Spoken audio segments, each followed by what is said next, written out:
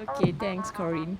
So yeah, I think women in creative industry has a bit more challenges than male because of, I think we have to chase a lot of deadlines, and of course we have to fulfill in a lot of demands from whether your audience or your bosses or your clients and all that, right?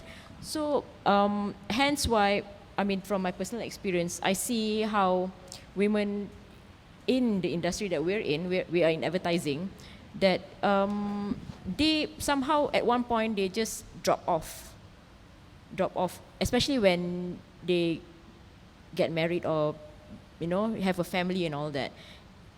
Sometimes they, yeah, I mean, I see those who maybe decided to choose another lifestyle, which is stay single and all that, they can go further. Yeah, so that is the one that's my observation, and I'm always curious. Like this is a question for Wendy. Yeah. So many years ago, when you started this career in advertising, did you foresee yourself to become a creative director now? It's because if you go through what we go through, it's easy to give up. Really, it's easy to give up. Yeah, I never foresee myself to be in this industry for so long, honestly. Yeah, did you actually foresee that you have the chance to be where you are today? That's an interesting question, right? So I remember I started my career actually not in Malaysia. I remember my first job as a visualizer, first week, and I thought, I observed the industry, like what is the art director, what is creative director? So I see this creative director at that time. All he does is like make coffee, make tea. He doesn't do anything, right? The writer write, and we are like visualizing, we're designing. So he would just ask around how it's things, right? So I thought, yeah, if one day I could be a creative director, why not, right? So I did subconsciously set that goal, right? So I think it's important to have a vision or goal, but I think I had no plan or whether how to get there, or it's not, I think the whole working in advertising kind of happened accidentally as well, right? So I did, to answer simple question is, I did say that to myself, it'd be nice to be a creative director, but I never thought when and how long. I think that's the point I would like to make. I think I don't know if it's just women, but for any creative in, I guess, any industry, maybe especially in advertising, because it's such a demanding in terms of time and your energy kind of industry, right? It's okay to take your own time. It doesn't mean, I felt when I was in the past 15, 18 years, in the industry in Malaysia, in advertising, there is a hierarchy, there is a time frame. You work 2 years as a visualizer, designer, you must be an art director. There's steps. But I realized I always encourage the younger generation. There's no hierarchy, there's no time frame. I think Nurul took some time off, right? If you need to take time off, if you need to change job, do that. But always set a goal and you can come back to whatever path you choose. So do it in your own time, I would say. Yeah. Yeah, I think that is a very, that's very, very true, because I myself took a couple of years and I came back stronger, I feel, at that time. I was a bit more focused, and I know what I wanted to do, because I feel that when I left, because I feel the stagnant in the work. I'm just chasing deadlines for no reason.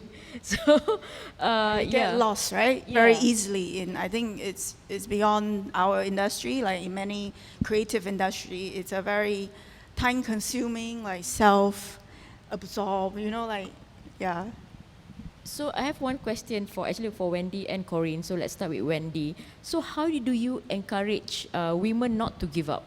Because personally, I feel that when women give up, it's sayang lah.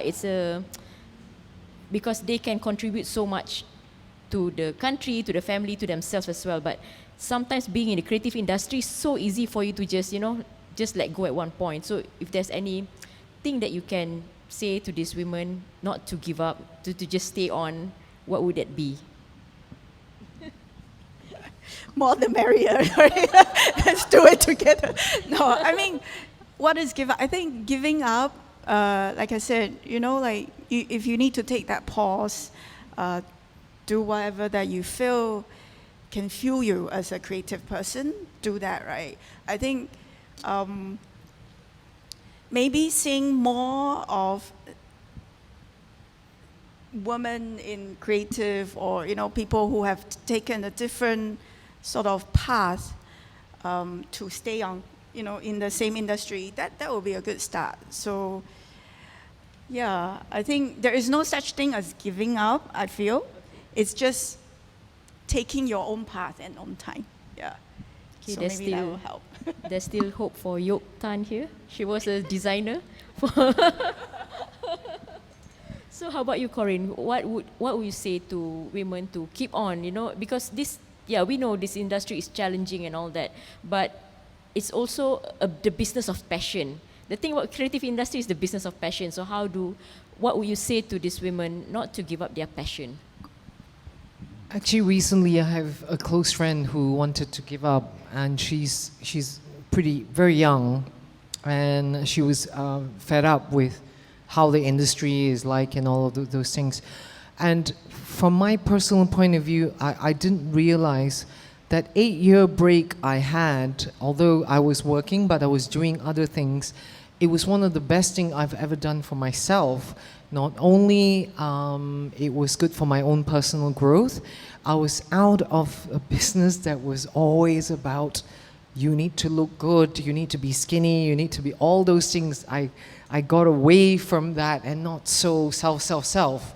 And I think in turn, I became much stronger internally without me realizing it, which is why I also support of the fact that don't just be absolute about giving up.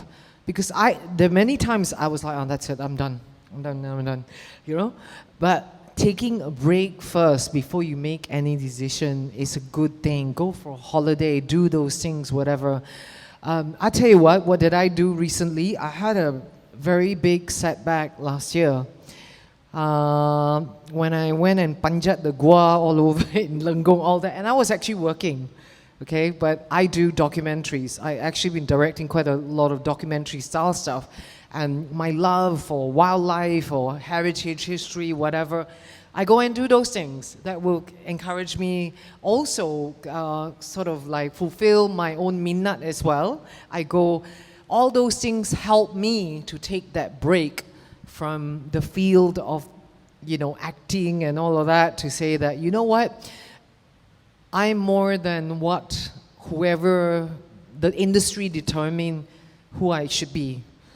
You get what I'm saying? This is what I advise my friend, who I think is incredibly talented, and other people too. I say that you have to, because at the end of the day, when you go out there and let's say you say, I want to direct, I want to act or whatever, why do you want to do that? Let's say the people over there says, this person is shit. The people over there say, hey, she's not bad, blah, blah, blah.